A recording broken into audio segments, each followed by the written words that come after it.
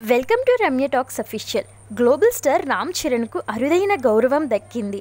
లండన్లోని ప్రఖ్యాత మేడమ్ టుస్సేడ్స్ మ్యూజియంలో ఆయన మైనపు విగ్రహాన్ని లాంచ్ చేశారు.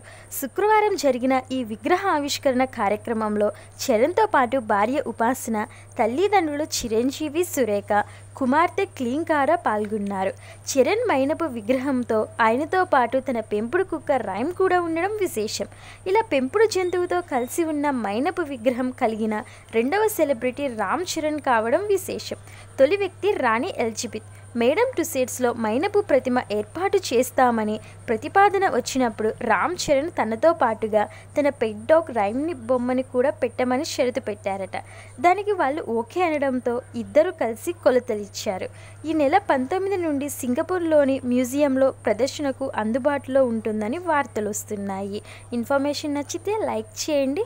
మరెన్నో ఇంట్రెస్టింగ్ టాపిక్స్ కోసం రమ్య టాక్స్ అఫీషియల్ ఛానల్ని సబ్స్క్రైబ్ చేసుకోండి.